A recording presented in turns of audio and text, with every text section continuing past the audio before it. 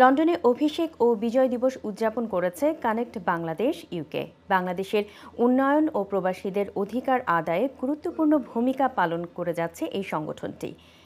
এ নিয়ে দেখুন আমাদের চিফ রিপোর্টার চৌধুরী মুরাদের বিশেষ রিপোর্ট।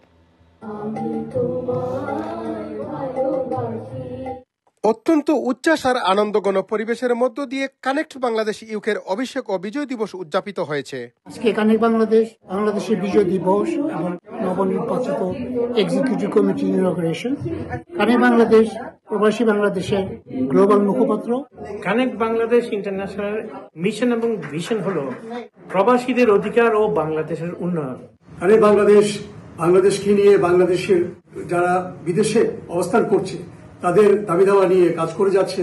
এটা আমাদের একটি অর্গানাইজেশন। আমরা এখানে যারা দেশে গিয়ে বিভিন্ন সমস্যায় পড়ি এগুলোর উত্তরণের জন্য কানেক্ট বাংলাদেশ বিভিন্নভাবে কাজ করে থাকে। রবিবার পূর্ব লন্ডনের একটি অভিজাত ব্যাংকুয়েটিং হলে সংগঠনের প্রেসিডেন্ট আবু আহমদ খিজিরের সভাপতিত্বে সাধারণ সম্পাদক নাসিম চৌধুরীর তত্ত্বাবধানে ও vice president Anjuman Chowdhury, joint secretary general Mir Rashed Ahmed ও কাজী নজরুল ইসলামের ত্রয়ী পরিচালনায় এ সভা ও কালচারাল অনুষ্ঠানটি সম্পন্ন হয়।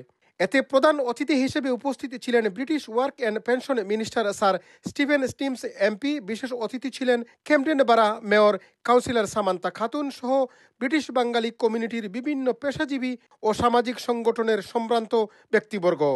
Welcome the work of Connect Bangladesh International in linking up the UK and Bangladesh, particularly good occasion for this victory day for Bangladesh when everybody remembers. I just want to say that it's really important for us to sort of build এই অনুষ্ঠানে প্রবাসী বীর মুক্তিযোদ্ধাদের শিশুদের মাধ্যমে ফুলেল শুভেচ্ছা ও চিত্রাঙ্কন প্রতিযোগিতায় অংশগ্রহণকারী শিশুদের পুরস্কার প্রদান করা হয়।